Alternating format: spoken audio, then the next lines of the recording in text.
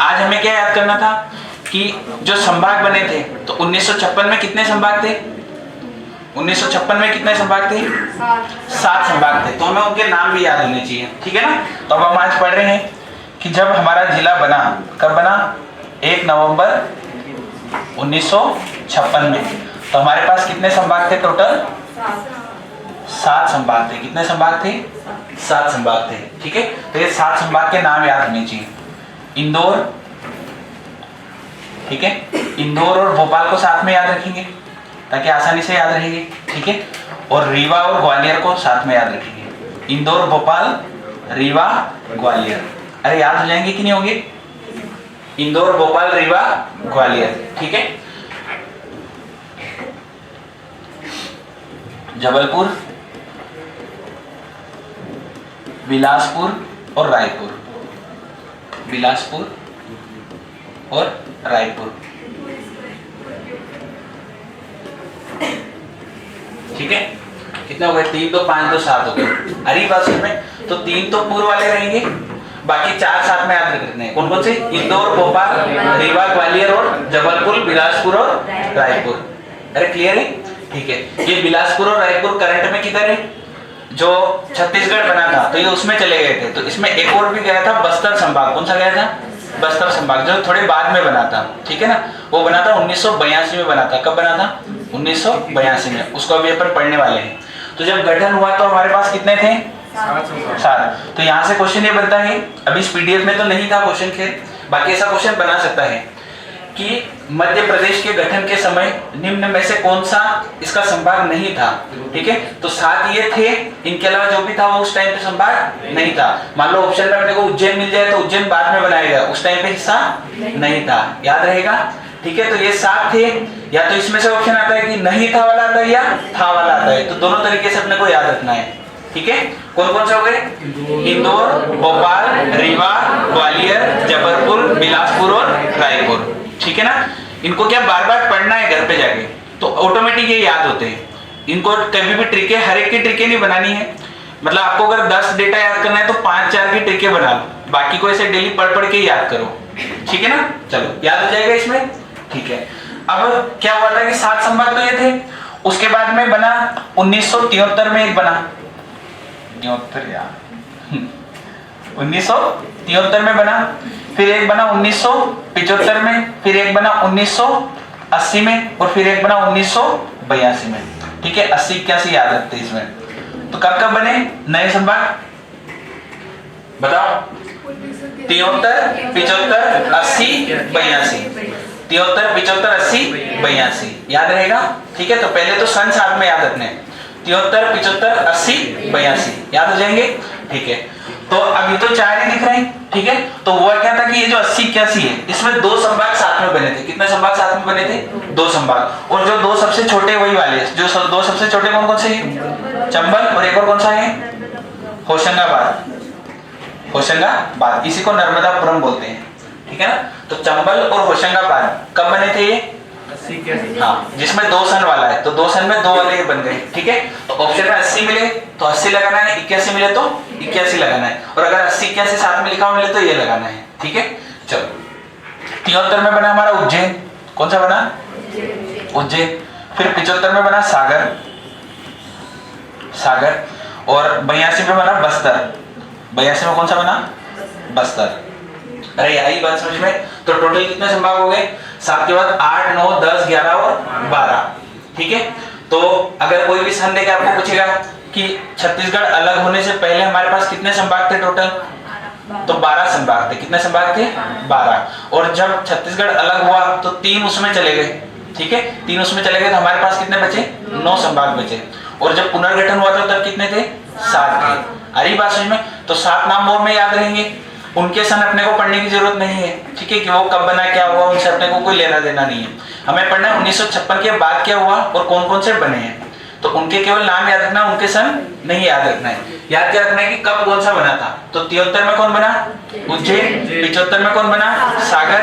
80, 81 में 2 छोटे छोटे बने, ठीक है, गले बैठ गया मेरा, चंबल और होशंगाबाद। और सबसे आखिरी में कौन सा बना? 82 में बस्तर।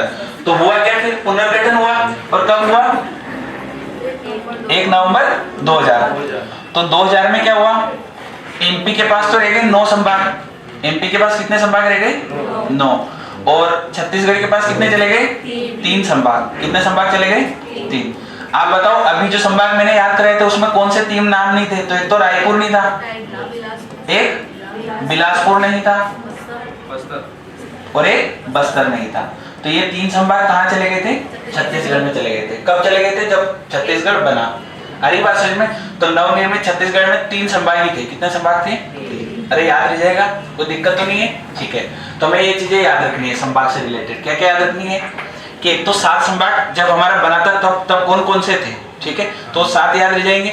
उसके बाद में जो 5 नए बने उनके नाम याद रख लेंगे, ठीक है, और उनके सन भी याद रखने, 73, 75, 80, 82, ठीक है। मन मन में कभी भी मान लो घर पे जा रहे हो तो रास्ते में कुछ नहीं, टाइम पास के लिए यही बोलो मन मन में 73, 75, 80, 82, तो 2-3 बार बोलोगे तो सीरीज याद रहेगी। आ रही बात समझ में? ठीक है। उज्जैन, सागर, चंबल, होशंगाबाद 7 में और बस्तर आखिर में। तो यहाँ पे 82 दिख रहा है, 82, तो 82 से बस्तर याद रह जाएगा, ठीक है। और इधर 73 में हमारा पहले बना उज्जैन और फिर कौन बना? सागर। और 2 सन है, तो 2 सन में कितने बनेंगे? चंबल और होशंगाबाद। अरे क्लियर है डेटा? ठीक है। तो नवनिर्मित मध्य प्रदेश में पुनर्गठन जब हुआ 2000 में, तो हमारे पास कितने संभाग पाती आए थे? 9 पाती आए थे, ठीक है ना। तो ये 9 हमारे पास में थे। और अभी करंट में कितने हैं? 10 है। तो कौन सा नया बना? शहडोल। कौन सा नया बना? शहडोल, ठीक है। तो ये कब बना? ये 2008 में बना। कब बना? 2008 में। और इसी 2008 में एक और घटना हुई कि जो होशंगाबाद है, होशंगाबाद, इसका हमने नाम चेंज कर दिया। होशंगाबाद का नाम क्या कर दिया? नर्मदापुरम। क्या नाम कर दिया? नर्मदापुरम, ठीक है। तो होशंगाबाद का नाम परिवर्तित करके नर्मदापुरम कब रखा गया था? 2008 में रखा गया था। शहडोल संभाग कब बना था? 2008 में बना था, ठीक है। और अभी टोटल कितने संभाग हो गए हमारे पास? 10 हो गए। तो 11वां और 12वां प्रस्तावित है, ठीक है। तो प्रस्तावित संभाग कौन कौन से हैं? अरे जिला है वो। प्रस्तावित संभाग, प्रस्तावित संभाग कौन कौन से? एक तो रतलाम है और एक छिंदवाड़ा है। रतलाम और छिंदवाड़ा। अरे याद रहेगा, कोई दिक्कत है? ठीक है। तो प्रस्तावित से बहुत कम क्वेश्चन आता है, इतना नहीं आता है। बाकी जो मेन डेटा उपलब्ध है वहां से ज्यादा क्वेश्चन आता है, ठीक है। तो प्रस्तावित में 2 जिले याद रखने, कौन कौन से? 11वां कौन सा है? रतलाम है, और 12वां कौन सा है? छिंदवाड़ा है। अरे याद हो जाएगा, कोई डाउट है क्या यहाँ तक? ठीक है, चलो एक क्वेश्चन पूछता हूँ मैं, देखिए तुम आंसर दे पाते हो कि नहीं दे पाते हो। निम्न में से कौन सा संभाग 1980 में गठित नहीं हुआ?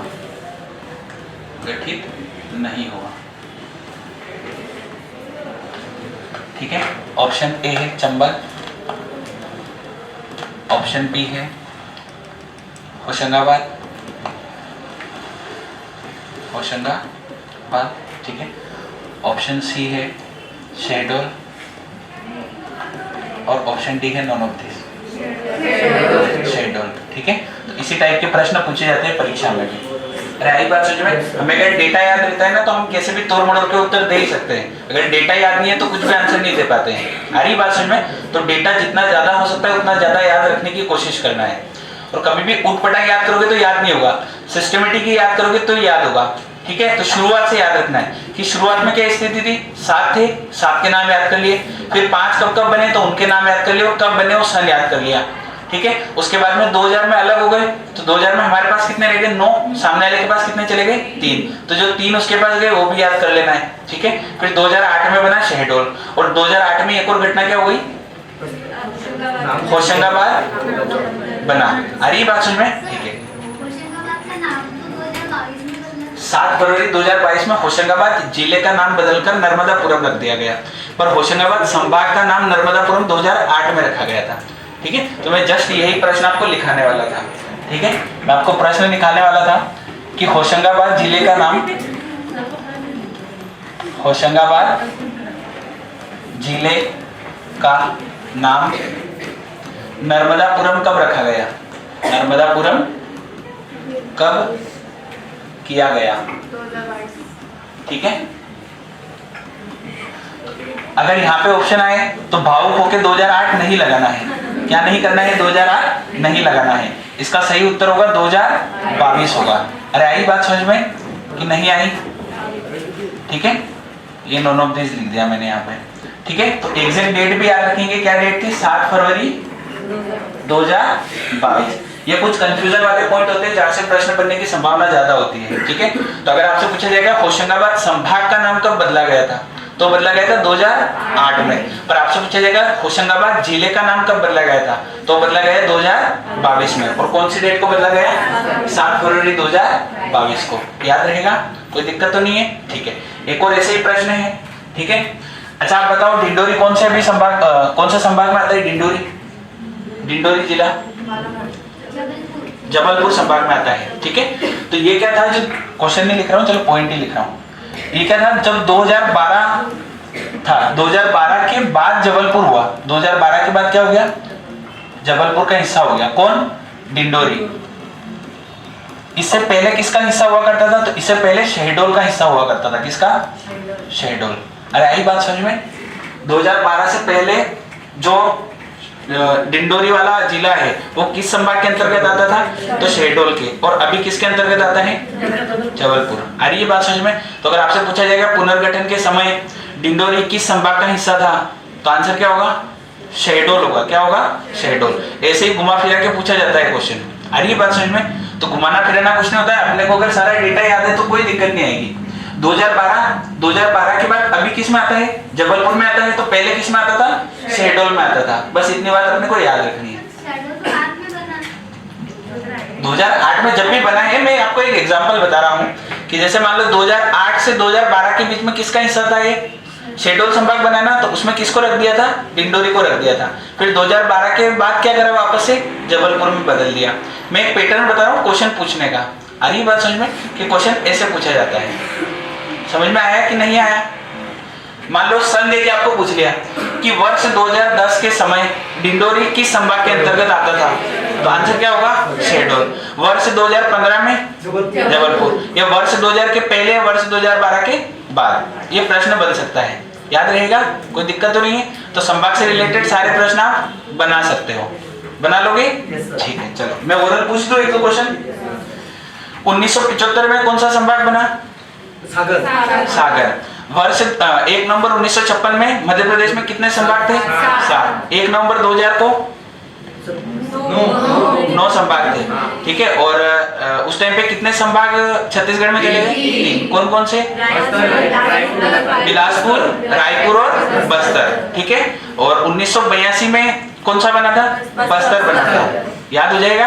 ठीक है, शहडोल संभाग का भी ये कंफ्यूजन पॉइंट याद हो जाएगा। ठीक है, और ये प्रश्न बहुत आने की चांस होते हैं कि होशंगाबाद संभाग का नाम कब बदला गया, तो बदला गया 2008 में। पर अगर बोला गया जिला का नाम कब बदला गया, तो 2022 में। और डेट क्या है? 7 फरवरी 2022। अरे याद हो जाएगा?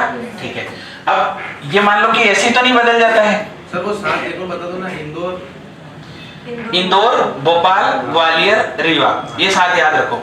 इंदौर, भोपाल, ग्वालियर, रीवा। इसके अलावा 3 पूर्व वाले, रायपुर, बिलासपुर और जबलपुर। ठीक है, याद हो जाएगा। जैसे इंदौर, भोपाल तो वो गांव में साथ में ही नाम आता है किसी को भी। ठीक है, हाँ, ग्वालियर, रीवा याद रखना है थोड़ा सा। ठीक है, बाकी 3 पूर्व वाले रहेंगे, तो ऑप्शन भी कट जाते हैं कभी कभी। जैसे हमने याद करा था कि 2003 में 3 जिले बने थे। ठीक है, 2 पूर्व वाले और 1 नगर वाला। तो अभी जो ये मैंने कल टेस्ट लिया था, इसमें 2003 में केवल एक ही ऑप्शन था जिसमें पुर लगा हुआ था, बुरहानपुर। तो सीधा आप ठीक कर सकते हो अंदाजे से। आ रही है बात समझ में? ठीक है, तो अब अपने को क्या पढ़ना है कि मध्य प्रदेश पुनर्गठन विधेयक आया था जो 2000 में आया था, जब छत्तीसगढ़ बना था। ठीक है, तो ये कहां से कब पारित हुआ था? ठीक है, तो ऐसे अगर डिटेल में याद करें तो पेश कब हुआ वो भी याद रखो। ठीक है, कितने दिन किसके पास वो भी याद रखो।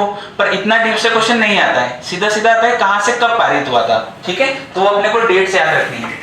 देखो सबके पीछे जो सन रहेगा वो तो सेम ही रहेगा। कौन सा रहेगा? 2000 रहेगा। कौन सा रहेगा? 2000। पर लोकसभा में कब पारित हुआ बताओ? लोकसभा ने कब पारित किया था? 31 जुलाई 2000 को। कब पारित किया था?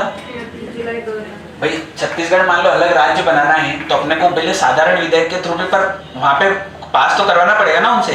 ठीक है, तो ये पास कब हुआ था, लोकसभा से कब पास हुआ था, 31 जुलाई 2000 को। फिर राज्यसभा में गया, कहाँ गया, राज्यसभा में, ठीक है, ये तुमने संविधान में पढ़ा होगा, ठीक है। तो राज्यसभा में गया और यहाँ से पारित हुआ 9 अगस्त 2000 को। कब पारित हुआ, 9 अगस्त 2000 को। और फिर आखिर में किसने स्वीकृति दी, राष्ट्रपति। बेचारे से ऐसे साइन करवाते हैं और इसको भी करना जरूरी है, इसकी मजबूरी है। तो इसने साइन कब करा, 25 अगस्त 2000 को। कब साइन करा, 25 अगस्त 2000 को। अरे तीनों डेटा याद हो जाएंगे कि नहीं होंगे। लोकसभा से कब पारित हुआ, 31 जुलाई 2000 को। फिर उसके बाद किसके पास गया, राज्यसभा, वहां से कब पारित हुआ, 9 अगस्त 2000 को। तो सन तो सेम है, डेट याद रखना है, 31, 9 और 25। 31 को लोकसभा, 9 को राज्यसभा और राष्ट्रपति से 25 अगस्त को पारित हुआ। अरे याद रहेगा, कोई दिक्कत तो नहीं है। और इस टाइम पे हमारे एमपी के सीएम थे दिग्विजय सिंह। कौन थे, एमपी के सीएम। इस टाइम पे सीएम कौन थे, दिग्विजय सिंह थे, दिग्विजय सिंह, ठीक है। तो तत्कालीन पूछा जाता है कि पुनर्गठन के समय तत्कालीन मुख्यमंत्री कौन थे, तो दिग्विजय सिंह, याद रहेगा, ठीक है। और राज्यपाल कौन थे, बताओ। राज्यपाल थे भाई महावीर। कौन थे, भाई महावीर। अरे याद रहेगा। तो ये तो हमारी बात है एमपी की। कहां की बात है, एमपी की। एमपी के सीएम कौन थे, दिग्विजय सिंह। और राज्यपाल कौन थे, भाई महावीर। और अगर भारत की बात करें तो भारत में कौन कौन आ जाएंगे, एक तो, अरे भारत में कौन आएंगे, एक तो पीएम आएंगे। तो पीएम कौन थे, अटल बिहारी वाजपेयी। कौन थे, ये शायद तुम्हें ट्रिके बता रखी थी सर ने, है ना, राष्ट्रपति की और इनकी मुख्यमंत्री की। तो वहां से भी हम ऑप्शन काट सकते हैं, वाजपेयी सही लिखा है, ठीक है। और राष्ट्रपति थे KR नारायण। कौन थे, राष्ट्रपति KR नारायण, ठीक है। तो ये डिटेल भी अपने को याद रखनी है। लोकसभा से कब पारित हुआ, 31 जुलाई 2000 को। फिर राज्यसभा में गया, वहां से कब पारित हुआ, 9 अगस्त 2000 को। उसके बाद राष्ट्रपति ने कब स्वीकृति दी, 25 अगस्त 2000 को। उस टाइम पे हमारे सीएम कौन थे, दिग्विजय सिंह। राज्यपाल कौन थे, भाई महावीर। और भारत के राष्ट्रपति कौन थे, राष्ट्रपति थे KR नारायण। और भारत के प्रधानमंत्री कौन थे, अटल बिहारी वाजपेयी। याद हो जाएगा ये डेटा, ठीक है। तो ये डेटा अपने को मेन याद होना ही चाहिए, ठीक है। अगर इतना आपको याद है तो पुनर्गठन का लगभग क्वेश्चन आप बना लोगे, इससे बाहर नहीं जाएगा, है ना। वनडे एग्जाम में तो नहीं जाएगा। जो आपको क्वेश्चन डाले थे उसमें ओवरऑल क्वेश्चन थे जो एमपीपीएससी ने सब में पूछे हुए हैं, ठीक है ना। बाकी इसमें अगर वनडे में आएगा तो इतना डीप से तो नहीं आता है, फिर भी हमने बहुत पढ़ लिया इसके लिए, याद रहेगा, ठीक है। चलो थक गया मैं बोलते बोलते, ठीक है। मैं कंटिन्यू बहुत बोलना पड़ता है, ठीक है ना। चलो अब ये डिटेल होने के बाद, अच्छा मैंने आपको पीडीएफ डाली थी, तो उस पीडीएफ में आपको बोला था आपको सारा डेटा याद करना है कि सर्वाधिक जनसंख्या कहाँ की है, कौन से जिले की है, न्यूनतम कहाँ की है। तो तुमने याद करा कि नहीं करा, ये बताओ पहले तो। नहीं करा, क्यों नहीं करा, क्यों नहीं करा, आज करोगे। तो अभी तक क्या कर रहे थे, देखो मैंने पहले ही बोला था तुम पढ़ते नहीं हो, फिर वो क्या, फिर मन अच्छा नहीं होता है कि वो पढ़ाएं कि नहीं पढ़ाएं इनको, ठीक है। तो आपका होमवर्क क्या है, होमवर्क सुन लो।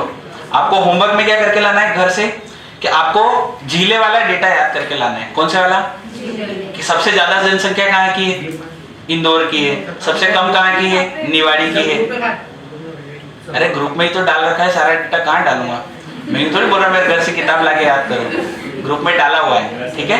चलो एक बार मैं आपको यहाँ पढ़ा देता हूँ, फिर आपको घर पे याद भी करना है, कर लोगे, ठीक है। तो पहले हमें संभाग का याद करना है, किसका, संभाग का। अब संभाग का क्या देखा जाए तो हर एक में आपको हाईएस्ट और लोवेस्ट नहीं मिलेगा। जैसे आप साक्षरता दर देखोगे तो आपको हाईएस्ट मिल जाएगी जबलपुर की, कौन सा संभाग की मिल जाएगी, जबलपुर की, पर लोवेस्ट का डेटा आपको मिलेगा ही नहीं प्रॉपर। आ रही बात समझ में। तो वहां से क्वेश्चन नहीं बनता है, ज्यादातर क्वेश्चन बनता है जिलों से, कि सबसे ज्यादा जनसंख्या कौन से जिले में है, सबसे कम कौन से जिले में है, सबसे ज्यादा एरिया कौन से जिले का है, सबसे कम एरिया कौन से जिले का है। आ रही बात समझ में, ठीक है। तो केवल हमें संभाग के तौर पे क्या याद रखना है, केवल हमें जनसंख्या और केवल क्षेत्रफल वाला याद रखना है। क्या क्या याद रखना है, जनसंख्या और क्षेत्रफल का। आ रही बात समझ में।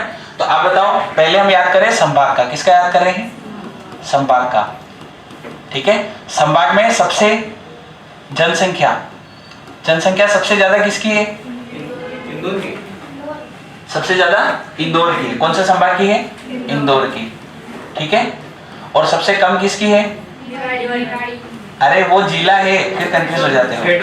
शहडोल संभाग की है। अरे याद रहेगा, ठीक है। और ऐसे कैसे अगर हम बात करें क्षेत्रफल की, किसकी बात करें?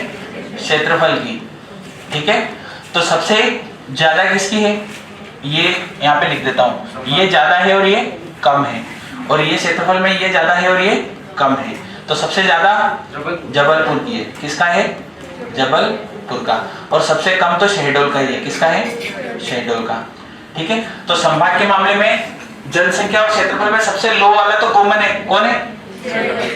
इंदौर का पॉपुलेशन में हर जगह भले जिला पूछे भले संभाग पूछे ज्यादा ही रहेगा, जनसंख्या उसमें ज्यादा ही है, चाहे आपको जिला पूछा जाए चाहे संभाग पूछा जाए। तो सबसे ज्यादा जनसंख्या कहाँ की? कौन सा संभाग की है? इंदौर की। और सबसे कम कहाँ की है? शहडोल की। जबकि क्षेत्रफल सबसे ज्यादा कहाँ का है? जबलपुर का। ये संभाग है, ये क्या है? संभाग। अगर जिला पूछेगा तो उत्तर छिंदवाड़ा होगा, ठीक है ना। चलो, तो सबसे ज्यादा क्षेत्रफल कहाँ का है? जबलपुर का। और सबसे कम कहाँ का है? शहडोल का है। याद रहेगा, ठीक है। एक बार रिवाइज करो तो जितना भी पढ़ा है। चलो एक बार फटाफट रिवाइज करो। कहाँ से पढ़ा हमने आज? 1956। हाँ, यहाँ से 1 नवंबर 1956 में कितने जिले, कितने संभाग थे? 7। कितने जिले थे? 43 जिले थे। कितने जिले थे? 43 जिले थे। कौन कौन से संभाग है? इंदौर, भोपाल, रीवा, ग्वालियर, जबलपुर, बिलासपुर और रायपुर। याद रखने का तरीका है, 3 पूर्व वाले साथ में याद रखो, इंदौर भोपाल साथ में याद रखो, रीवा ग्वालियर साथ में याद रखो, ठीक है। फिर इसके बाद में सन एक साथ याद रखेंगे, 73, 75, 80, 82। 73, 75, 80, 82। तो 73 में कौन बना? उज्जैन। 75 में कौन बना? सागर। फिर चंबल, फिर होशंगाबाद। ये दोनों साथ में बने, ठीक है। और दोनों में कितने कितने जिले हैं? 3 ही जिले हैं, ठीक है ना। चलो, और बस्तर कहाँ बना? सबसे आखिर में। तो 82 से बस्तर याद रखना है। और इससे जस्ट पहले 2 संभाग बने थे, ठीक है। तो आपका 50% आंसर सही हो सकता है अगर सन आपको याद नहीं भी रहे तो। चलो, और 1 नवंबर 2000 को एमपी के पास कितने संभाग आए थे?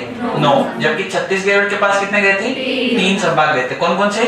रायपुर, बिलासपुर और बस्तर। हरी बात समझ में आता है, ठीक है। चलो, फिर हमारे पास कितने बचे थे? 9।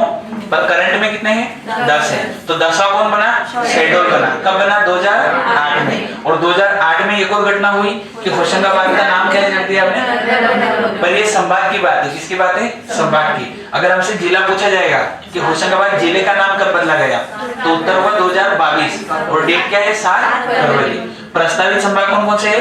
रतलाम और छिंदवाड़ा। रतलाम और छिंदवाड़ा, ठीक है। और प्रस्तावित जिले भी मैंने आपको बताए थे, नागदा, चाचौड़ा, बागली और मेहर। मेहर है शायद, देखो, ठीक है। नागदा, चाचौड़ा, बागली और मेहर, ठीक है। तो मेन आपको याद रखना है जो नागदा याद रखना है। किसको याद रखना है? नागदा, जो किससे बनने वाला है?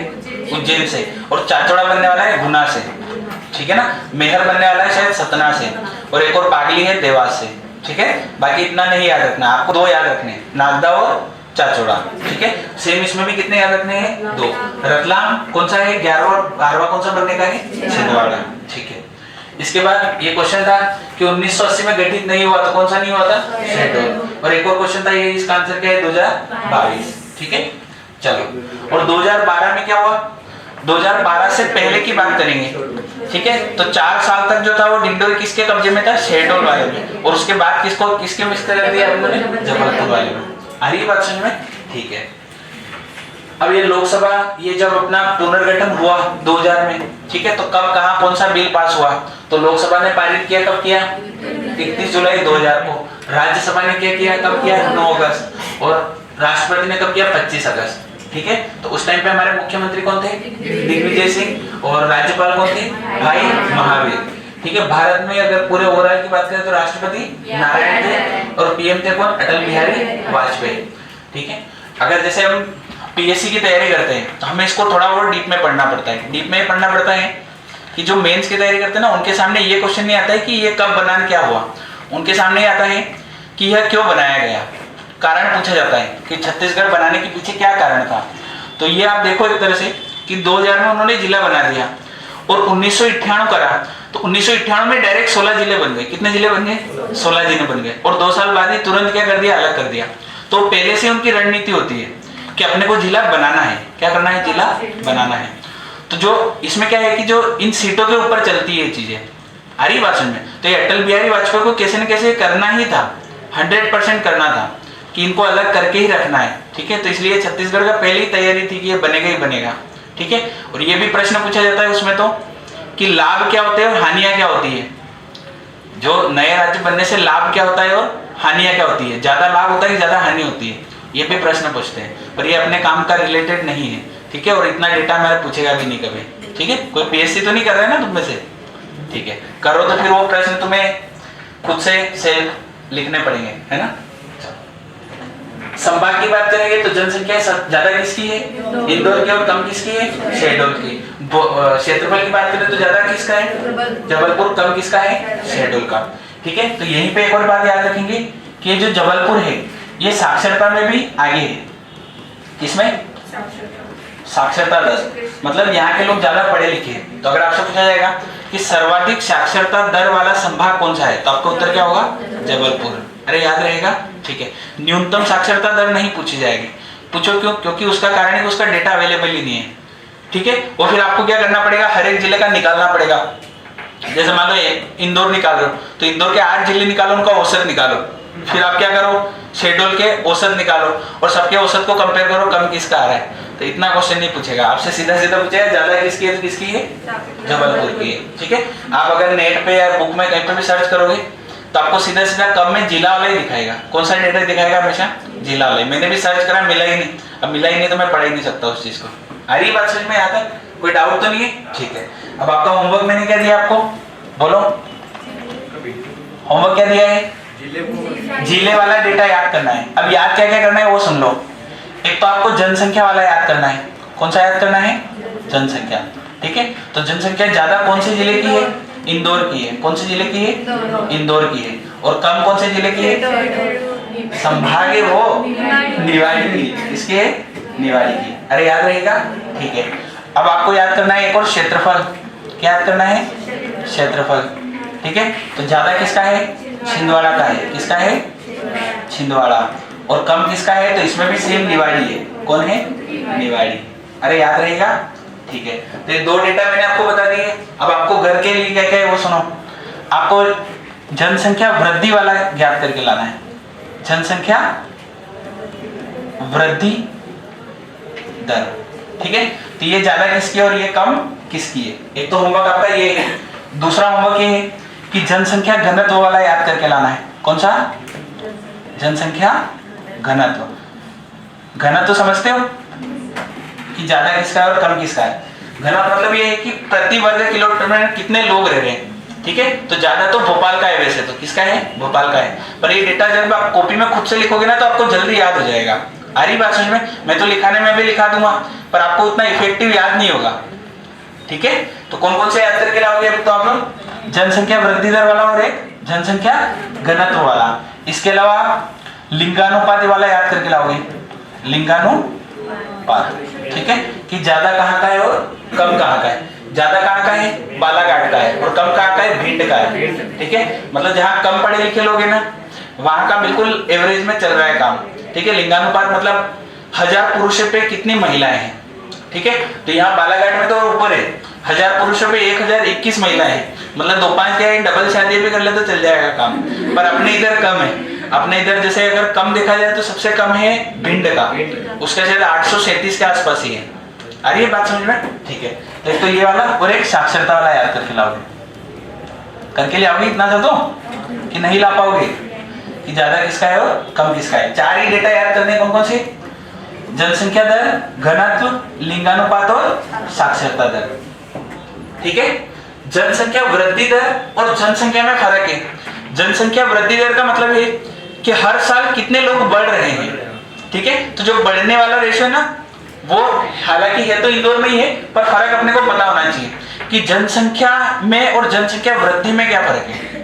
आ रही बात? जनसंख्या में मतलब कि यहाँ पे 1000 लोग हैं तो ये जनसंख्या हो गई। जनसंख्या वृद्धि मतलब हर साल यहाँ पे एक आदमी बढ़ रहा है तो ये होगी जनसंख्या वृद्धि। समझ में आ गया? याद करके ले आओगे।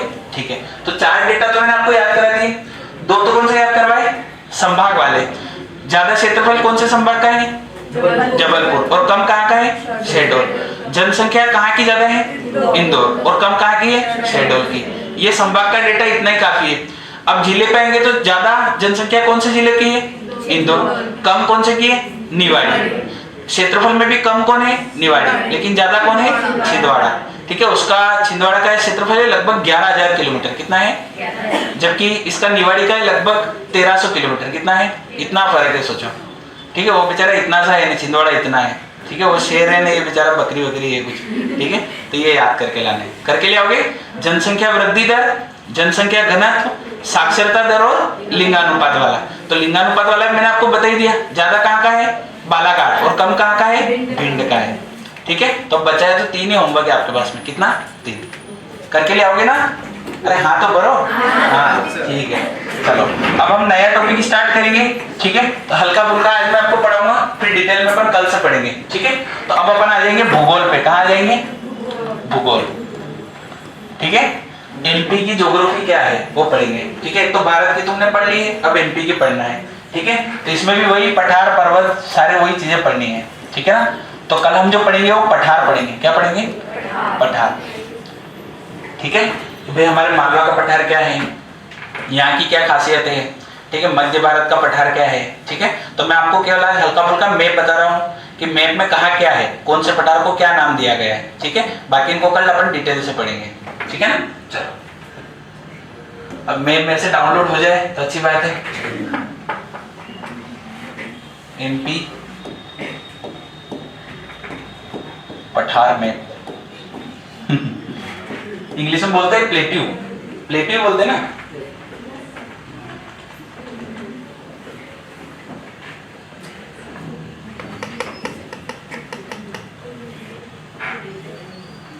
हाँ ये ओके, ये उधर से हो गया होगा है ना। अब समझ में आया। चलो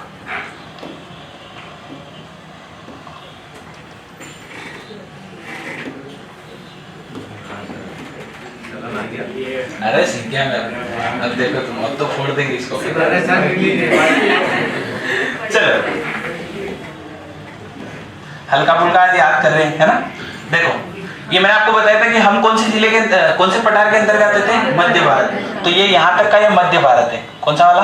ये इधर।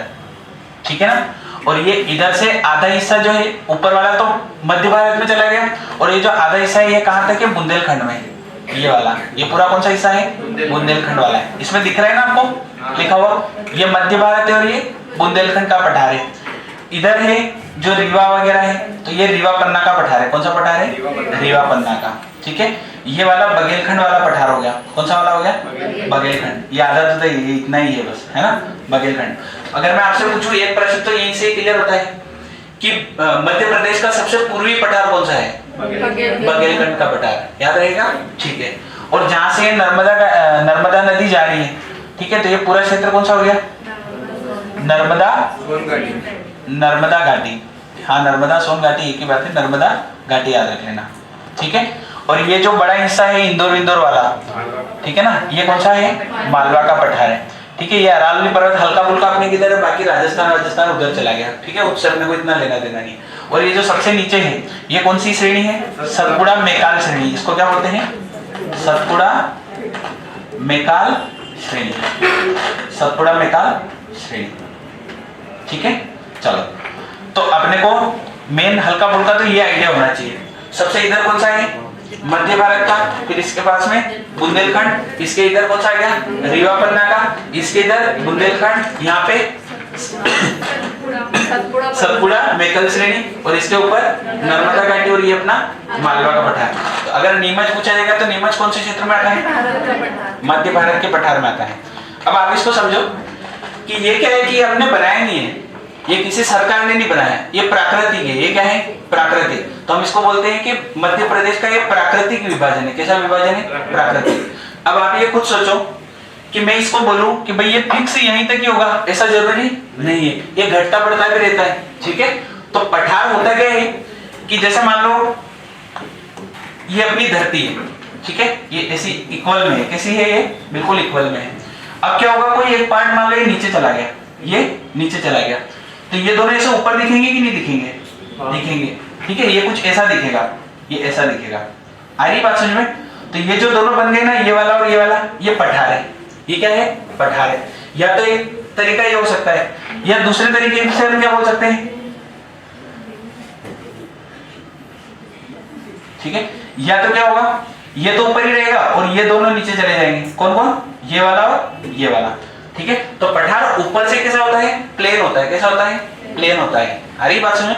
ऊपर से वो उसका हिस्सा प्लेन होता है। या तो कोई, जैसे मान लो ये जमीन है, या तो ये नीचे चला जाएगा तो ये दोनों ऊपर दिखेंगे, या ये दोनों नीचे चले गए तो ये ऊपर दिखेगा। उस हिस्से को हम क्या बोलते हैं? पठार बोलते हैं। क्या बोलते हैं? पठार बोलते हैं, ठीक है। चलो, तो ये ऐसा विभाजन है अपने इधर का, ठीक है, कि मालवा का पठार कौन से क्षेत्र में आता है, ये कौन से क्षेत्र में आता है। तो अगर जैसे अपने को कहीं पे डेटा लिखना हो, ठीक है, तो वहां पे डेटा लिखने में ऐसे आता है कि मालवा के पठार का वर्णन करो, तो फिर अपने को सारी चीजें याद करनी होती है कि इसका विस्तार कहाँ से कहाँ तक है, ठीक है, इसमें कौन सी फसलें होती है, ठीक है, इसमें कौन सी मिट्टी पाई जाती है, आ रही ना बात समझ, इसमें कौन से वन होते हैं, इसका निर्माण कैसे हुआ, ये सारी चीजें बिल्कुल इकट्ठा करके अपने को पॉइंट टू पॉइंट लिखना होता है, ठीक है। बाकी वनडे फैक्ट में कभी भी जिले नहीं पूछे जाते हैं। अगर जिले पूछेगा तो कैसे पूछेगा कि निम्न में से कौन सा जिला मालवा पठार के अंतर्गत नहीं आता है, और ऐसे जिले देगा जो बिल्कुल इसके अंदर के ही है, बिल्कुल इसके अंदर के ही है। और कोई एक जिला दे देगा, मान लो इधर का दे दिया रीवा पन्ना के पठार का, तो वो जिला इधर नहीं हो सकता है। आ रही बात समझ में? तो जिले से ऐसे क्वेश्चन बनता है। तो बाय अगर मैप आप याद रखोगे तो आपको आसानी से याद रहेगा कि भाई कौन सा जिला किसके अंतर्गत आता है, क्योंकि सबसे पहले मैंने आपको क्या याद कराए थे? जिले याद कराए थे। आ रही बात समझ में? जैसे अगर अपन मान लो इसका देखें, किसका, कि मध्य भारत के पठार का, तो इसमें आप 5-6 जिले मन से ही बता सकते हो। कौन कौन से आएंगे बताओ? हाँ, देखते हैं इधर, ठीक है। इधर कौन कौन से आएंगे? ये यहाँ तक ही है ना, ये इसमें थोड़ा सा मिसप्रिंट है, ये इतना इतना हिस्सा है। तो यहाँ पे कौन सा था? भिंड वगैरह था, तो भिंड का थोड़ा सा हिस्सा आएगा, मुरैना आएगा, श्योपुर आएगा, ठीक है। इधर हल्का सा शिवपुरी का आधा हिस्सा आ जाएगा। आ रही बात समझ में? इधर अपना नीमचपुर आ जाएगा, मंदसौर का आधा अधूरा हिस्सा आएगा। आ रही बात समझ में? तो ये वाले सारे जिले किस में आ जाएंगे? मध्य भारत के पठार में आ जाएंगे। किस में आ जाएंगे? मध्य भारत के पठार में, ठीक है। अगर आपसे बोलो कि निवाड़ी किस पठार के अंतर्गत आता है? बुंदेलखंड के पठार में। इसी के पास में कौन सा है? टीकमगढ़ है। इधर छतरपुर वाला एरिया हो गया। सागर का हल्का फुल्का इधर जाएगा, हल्का फुल्का इधर आ जाएगा। आ रही बात समझ में कि नहीं आ रही है? ठीक है। अच्छा, सीधी सिंगरौली किस में आएंगे? बघेलखंड वाले पठार में आएंगे। किस में आएंगे? बघेलखंड वाले पठार में आएंगे, जो सबसे किधर है अपने? पूर्व में। किसमें है? पूर्व में है। आ रही बात समझ में? इधर कौन सा हिस्सा आता है? इधर बालाघाट, सिवनी, छिंदवाड़ा, जबलपुर, कटनी का आधा जुदा हिस्सा, ये सारा किस में आता है? सतपुड़ा श्रेणी में आता है। किस में आता है? सतपुड़ा श्रेणी में। अरे क्लियर है? ठीक है। बाकी जो भी ये बीच वाले आएंगे, ये आधे किस में आ जाएंगे? नर्मदा सोन घाटी में आ जाएंगे। मालवा के पठार में सबसे ज्यादा जिले आएंगे, इसका सबसे बड़ा पार्ट आपको दिख ही रहा है, इंदौर, उज्जैन, देवास, धार, झाबुआ, ठीक है। इधर आधा जो अलीराजपुर, उधर अरावली पर्वत में उधर भी चला जाएगा, पर आधा इधर भी रहेगा। आ रही ना बात समझ में? तो जिले से ना के बराबर क्वेश्चन आने वाला है, ठीक है। मतलब 100 में से आप मानो तो 5% चांस है कि कभी जिला पूछ ले, और पूछेगा भी तो ऐसे पूछेगा कि आप आसानी से आइडिया लगा पाओ। ऐसा नहीं पूछेगा कि आपको मंदसौर बोल देगा कि मंदसौर किस में आएगा, क्योंकि मंदसौर आधा दूधा किस में चला जाता है? मालवा में, और आधा किस में आता है? हमारे मध्य भारत में आएगा। तो वो क्वेश्चन कभी नहीं बनेगा, ठीक है। तो आपको दिमाग में क्या रखना है? मैप याद रखना है। क्या याद रखना है? मैप। तो मैप से आप जिले तो वैसे ही पकड़ लोगे। आ रही ना बात समझ? जैसे मान लो मैं आपको क्वेश्चन पूछूं कि निम्न में से भिंड या निम्न में से मुरैना किस पठार के अंतर्गत आता है? एक ऑप्शन मध्य भारत दे दिया और 3 ऑप्शन इधर इधर के दे दिए, तो ये हो सकते हैं क्या? नहीं हो सकते हैं। तो ऐसे क्वेश्चन आता है। आ रही बात समझ में? क्लियर है? तो वो क्वेश्चन तो अपन कर लेंगे बेसिक वाला, ठीक है। तो अपने को क्या याद रखना है? अपने को जैसे मान लो पठार है, तो पठार में भी कोई सबसे ऊपर होगा हिस्सा, तो एक तो इनकी चोटियां याद रखनी है। कौन सी याद रखनी है? चोटियां। जैसे अपन यहाँ पे मालवा के पठार की बात करें, तो मालवा के पठार में एक तो जानापाव की चोटी है, एक दजार चोटी है, ठीक है। एक जो बुंदेलखंड के पठार में इधर सिगार चोटी है। कौन सी है? सिगार चोटी। इधर रीवा पन्ना के पठार में है सिद्ध बाबा की चोटी। तो ये सारी चोटियां अपन धीरे धीरे पढ़ेंगे। आ रही ना बात समझ में? क्लियर है? ठीक है। तो इनको अपन कल से पढ़ेंगे। और सबसे बड़ा अगर पूछा जाए तो सबसे बड़ा कौन सा हिस्सा होगा? मालवा का पठार। कौन सा है? मालवा का पठार सबसे बड़ा है। और ये कितना है? लगभग अपने एमपी अगर 100% है तो 28% में तो मालवा का पठार है। 28% में तो कौन है? केवल मालवा का पठार है, ठीक है। चलो, तो इसको कल आप क्या करोगे? मैप घर पे बनाओगे हाथ से। कैसे बनाओगे मैं समझाता हूँ। ये हल्का फुल्का मान लो आपने ऐसे बना दिया, क्या हो गया? अच्छा हाँ ये ऐसे, ठीक है, ऐसे एमपी का नक्शा हाथ से बना लोगे, ठीक है। अब इधर कौन सा था? इधर कौन सा था? मध्य भारत। कौन सा था? मध्य भारत, ठीक है। इधर कौन सा था? बुंदेलखंड। कौन सा था? बुंदेलखंड, ठीक है। अच्छा इधर कौन सा था? रीवा पन्ना का पठार। कौन सा वाला था? रीवा पन्ना का पठार, ठीक है, रीवा पन्ना वाला, ठीक है। और इधर सबसे इधर कौन सा था? बघेलखंड वाला था, बघेलखंड वाला था। आ रही बात समझ में? ठीक है। अच्छा इधर बीच में कौन सा था? मालवा वाला था। कौन सा था? मालवा वाला। और मालवा के इधर ये बीच में कौन सी जा रही थी? नर्मदा जा रही थी, तो नर्मदा सोन घाटी वाला। और सबसे नीचे कौन सा था? सतपुड़ा मेकाल श्रेणी। सतपुड़ा मेकाल श्रेणी। अरे आ रही बात समझ में? तो 1-2 रुपए के मैप आते हैं, तो सब क्या करोगे? कल से मैप लेके आओगे, 10-10 रुपए के मैप लाना घर से, ठीक है ना। तो यहाँ पे क्या करेंगे अपन, इन मैप को भी साथ में आपको फिल करना है। कैसे? कि जैसे अपन यहाँ से एक ब्लैंक मैप उठा लेते हैं, ठीक है ना। अब तो मेरे को ये चलाना आ गया है, एमपी ब्लैंक मैप, ठीक है, एमपी ब्लैंक मैप। अच्छा तुम्हारे रवि सर ने कुछ खिलाया नहीं? आई नहीं। चल देखो मैंने तो खा लिया उनसे, शाम को मैं ले जाऊंगा उनको पकड़ के।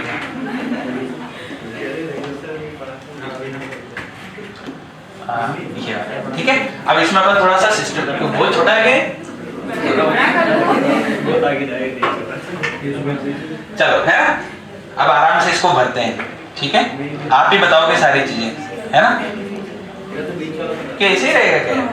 चलो अच्छा ये वाला पठार बताओ, ये वाला कौन सा था? बुंदेलखंड। कौन सा था? बुंदेलखंड। याद हो जाएगा ये, ठीक है। अच्छा ये इधर कौन सा था? ये वाला रीवा पन्ना वाला। कौन सा था? रीवा पन्ना, ठीक है। इधर सबसे इधर कौन सा था? बघेलखंड। कौन सा था? बघेलखंड, ठीक है। और ये इधर यहाँ से लेके ये पूरा अपना कौन सा था? ये मध्य भारत वाला। कौन सा था? मध्य भारत, ठीक है। और इसके यहाँ पे ये पूरा सबसे बड़ा हिस्सा कौन सा था? मालवा का, मालवा का, ठीक है। और ये बीच में कौन सा जा रहा था? नर्मदा वाला, नर्मदा सोन घाटी। और यहाँ पे सबसे नीचे कौन था? सतपुड़ा, सतपुड़ा मेकाल श्रेणी, ठीक है, मेकाल श्रेणी। आई ना बात सही? ठीक है। इधर वो अरावली वाला उधर चला जाएगा, उससे अपने को इतना लेना देना नहीं है। तो अगर आपसे पूछा जाएगा कि प्राकृतिक विभाजन कितने हिस्सों में किया गया है? 1, 2, 3, 4, 5, 6 और 7। कितने हिस्से टोटल? 7 हिस्से। तो हम एक एक को डिटेल में पढ़ेंगे, ठीक है। तो 4 अपन कल पढ़ेंगे और 3 उसके अगले दिन पढ़ेंगे, ताकि आपको पूरे याद रहेंगे। आ रही ना बात समझ में? सबसे बड़ा पठार कौन सा होगा? मालवा का। तो इसका परसेंटेज मैंने आपको बताया कितना है? 28% है। कितना है? 28। याद रहेगा, ठीक है। इसका परसेंटेज याद रखोगे 28%। अच्छा कल बायो पढ़नी क्या? ठीक है चलो कल बायो पढ़ेंगे, ठीक है। तो 1 से 2 बार आपको घर पे हाथ से बनाना है। आ रही ना बात समझ में? तो आपको अगर ये मैप दिमाग में रहेगा ना तो जल्दी डेटा याद होगा, ये तो याद ही नहीं होगा। आ रही बात समझ में? जैसे ये अपना मध्य भारत का पठार है, तो यहाँ पे सरसों सबसे ज्यादा होती है। कौन सी? सरसों सबसे ज्यादा, ठीक है। इसलिए इसको नाम दे दिया सरसों के हांडी। तो ये प्रश्न में पूछा जाता है, सरसों के हांडी किस पठार को कहा जाता है? कौन से पठार को? मध्य भारत के पठार को। याद रहेगा। ये जो मालवा का पठार है, यहाँ पे गेहूं सबसे ज्यादा होते हैं, कपास होती है, तो इसका नाम रख दिया गेहूं की डलिया। क्या नाम रख दिया? गेहूं की डलिया। ये भी पूछा जाता है। एक क्वेश्चन यहाँ से बनता है बुंदेलखंड से। तो यहाँ पे एक नदी निकलती है बेतवा, बेतवा नदी। तो यहाँ पे क्या है कि बुंदेलखंड की गंगा कहते हैं। क्या कहते हैं? क्योंकि वो सबसे ज्यादा कचरा पट्टी वाला है, ठीक है, उसमें ज्यादा कचरा होता है, तो वो गंगा उस वजह से कहते हैं। आ रही बात समझ? बेतवा की बुंदेलखंड की गंगा, तो कौन सी नदी है? बेतवा नदी। ये प्रश्न भी बनता है। आ रही बात समझ में? तो इनको हम डिस्कस करेंगे। तो डिस्कस कैसे करेंगे? 4-5 पॉइंट अपने को हर एक के याद करने। क्षेत्रफल कहाँ से कितना है इसका, ठीक है, एमपी का कितना है, ठीक है। जैसे अपना मध्य भारत है तो ये 10.7% है। कितना है? 10.7। ये देखो तो 7.7 है। ये 28 है, ये 26 है, ऐसे याद करेंगे सारे का। आ रही ना बात समझ में? ये 7% है, 11% है, तो ये डिटेल याद करनी है। निर्माण याद करना है, कौन से शेल समूह से हुआ है, ठीक है। ये कैसे बने कि या तो क्या होगा कि ये भूमि का हिस्सा नीचे चले जाए, एक टाइप तो ये हो सकता है ये बनने का, पठार बनने का कारण। दूसरा हिस्सा क्या हो सकता है कि मान लो ऊपर ऐसे पर्वत रहे त्रिकोण वाला, ऊपर से कटता कटता कटता ऊपर से प्लेन हो जाए। मान लो कोई पर्वत है, ये ऐसा है, अब मान लो ये धीरे धीरे धीरे धीरे कटा होता जाएगा, तो ये कुछ ऐसा नहीं दिखने लग जाएगा, तो ये भी क्या हो गया, एक तरह का पठार हो गया। आ रही बात समझ में? नदियों नदियों से बन जाता है, ठीक है। तो बहुत सारे कारण हो सकते हैं बनने के। बाढ़ से। हाँ, बाढ़ से नहीं, उससे बनता है, क्या बोलते हैं, नदियां जब अपने उसमें निक्षेपण, हाँ, जैसे मान लो उसकी अनेक धाराओं में टूट जाती है ना, तो उससे भी इसका निर्माण हो जाता है। जैसे मान लो कोई नदी जा रही है, ये ऐसे, आ रही बात समझ में? अब ये क्या हुआ, मान लो यहाँ से ये ऐसी एक धारा नहीं बनेगी, अब अनेक धाराएं बन जाएगी, तो इससे भी इसका निर्माण हो सकता है। बाकी उससे अपने को कोई लेना देना नहीं है, अपने को बस याद करना है कि कैसे बना है, कि कौन कौन सी फसलें यहाँ पे होती है ज्यादातर। जैसे मैंने आपको बताया मध्य भारत में सबसे ज्यादा क्या होगा, सरसों। तो ये पूछा जाता है सरसों की हांडी किस पठार को कहा जाता है। आ रही बात समझ में? ठीक है। और इनकी चोटियां याद करनी है, ठीक है, कि कौन सी चोटी किस क्षेत्र में आती है। जैसे मैंने आपको मालवा वाली बताई, ठीक है, कौन कौन सी बताई, ध्वजार चोटी बताई, ठीक है। तो ये भी प्रश्न पूछा गया है कई बार कि ध्वजार चोटी किस पठार के अंतर्गत आती है, तो कौन से पठार के, मालवा के। तो हम एक एक को डिस्कस करेंगे पर्टिकुलर। आई ना बात समझ में? ठीक है। ये बना के लाओगे घर से मैप, और मैप लेके भी आओगे घर से, ठीक है ना। चलो।